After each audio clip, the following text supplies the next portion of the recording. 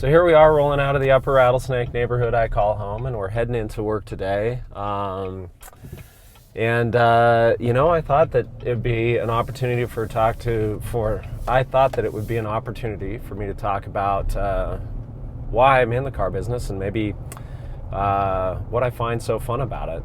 And actually, it goes way back to when I was a teenager. It all sort of started because I had an interest in cars, which of course every teenage boy does.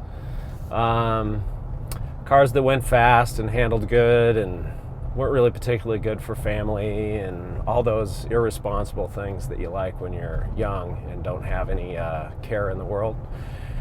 And then, fortunately, I was in a situation where my father owned a car dealership. And for many, many years when I was a kid, I would drive all the $300 trades as my own cars as they came into the dealership.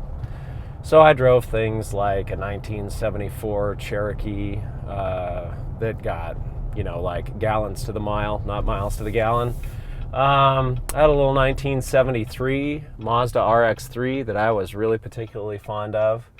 And the car that I ended up graduating from high school driving was a 1964 Rambler American 400 Coupe. It was a hardtop, and it was kind of a cool little car. And these were all reasons why, at that time, I was really interested in the car business. Had I known now, or known then what I know now, I would have maybe thought of things a little bit differently. Of course, everybody says hindsight is 20/20, and generally speaking, it's really close to that. But if you're going to be in the car business, really what you should like more than cars are people, because your interactions with your customers and clients are way more significantly important to your business than is your knowledge about cars. So your knowledge about the way that people work and the way that people want to do business is really more important than the rest of it.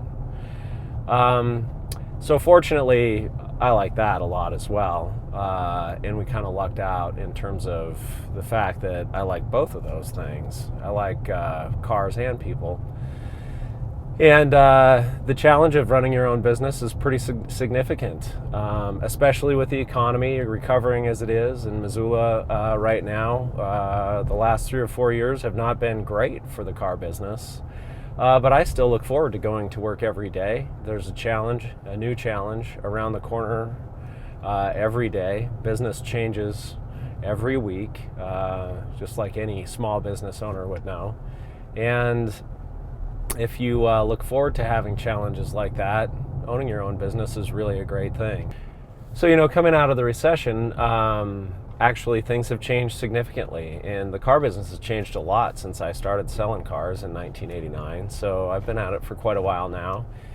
And, before, there was a lack of information for consumers compared to the way that the climate of things is now. And the landscape for today's car dealership is a whole lot different. Advertising is different, with digital marketing being really more significantly important than traditional marketing. And then the availability of information for our clients is also pretty significantly different. There is so much information for people to get their hands on now through the internet, whether it's third-party resources like NADA Guides and Kelley Blue Book, or factory resources, MazdaUSA.com, Chevy.com, Dodge.com. Everybody's got their own .com, and that gives people a lot of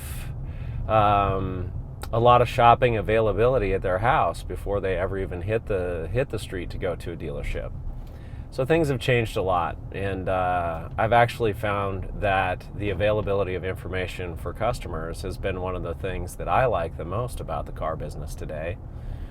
People can come into my store with a lot clearer picture of what it is that they want. Their expectations are generally closer in alignment with ours than they have been in the past. When you wanted to get an idea what the value of your car was in the past, you virtually had to go to the car dealership to find out what that was, because we were the only ones that subscribed to things like NADA Guides as a book, and it would come out as a publication every month. But nowadays you can go ahead and do that online. The information was available back then too, but you had to go to the library to get it, which is kind of a notion that a lot of people don't. A lot of people forgotten that there even is a library nowadays, which is kind of unfortunate. But so the availability of information has been really kind of a fun thing, and it just makes our business a little bit easier. And we've had to adapt to that. Of course we have. And what I find when customers come through the door is generally they just want somebody who has some experience and some knowledge about the industry, the product that they're selling, and then can provide them with a really smooth transaction in terms of cars. The service business really hasn't changed a lot, although there are lots of opportunities for us to be able to follow up more thoroughly with our clients and keep in touch with them better than we have in the past. There's a text coming in from my brother, as a matter of fact. So anyway, all of that sort of stuff is really kind of fun. And then as well, I actually have enjoyed the way that cars have changed. You know, technology is in all of our cars now as well. And that interface has become a lot more important for people as time goes by. In Missoula, you can't have a car, or you can't be talking on the phone in your hands. So now virtually every car that we have on the lot that we sell brand new has Bluetooth capability. So we have hands-free phones and navigation.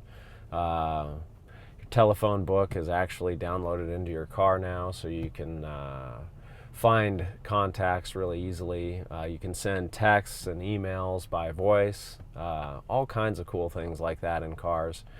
And they're making them safer than they ever have before with things like blind spot monitoring, so backup cameras, lane departure warning systems so that if you fall asleep at the wheel, your car wakes you up and lets you know.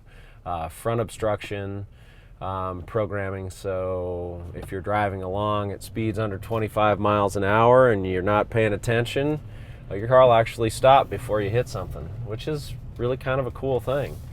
And as a matter of fact, I've seen people stepping on the gas wondering why their car's slowing down, when in fact it's just saving them from a big massive disaster. All that stuff is really kind of fun and cool, and it's neat to be a part of an industry that's starting to accept the fact that it needs to change and be adaptable very quickly. Otherwise, it's losing customers. Manufacturers will be losing customers quickly if they don't adapt to what they want. And it's kind of amazing now. You can probably take a car from concept to production in a little under 3 years, whereas 20 years ago that process took 5 to 7 years.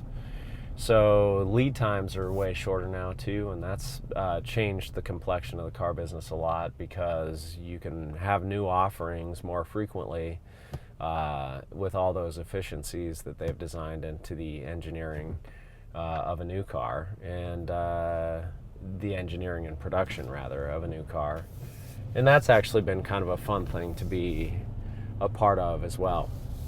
So the question is, does my family drive me to be more successful? I think from a standpoint of responsibility, my family drives me to be more successful because ultimately what the car business is for us is a job, and that job needs to provide a living for me so that I can raise a couple of kids, pay for a house, maybe pay for some college, all of those sorts of things. But you'd be amazed how similar my life is to everybody else's in Missoula. So does it drive me to be better at what I do? Yeah, but as a product of being able to provide. I also have a personal desire to be really good at what I do. And that actually is probably more relevant in this case than any outside factors would be, because I don't want to be in the car business to be a bad car dealer, and not bad by unethical, but not successful. So that is in the back of my mind all the time, and that's really more a driving factor for me than whether my family is going to provide me that motivation. So this is my first whack at this, and actually, as far as it goes, I hope that you found it kind of informative and maybe fun to listen to, and hopefully down the road this might be something that would drive you to my dealership's door and we could meet in person, and if we could strike up a deal, that would make me happy. If not, I'd be happy to make your acquaintance in any case. So I'm going to sign off this morning. We're almost to the store now, and I've got customers to take care of and employees to visit with, and we're going to make a day out of this. Have a good afternoon.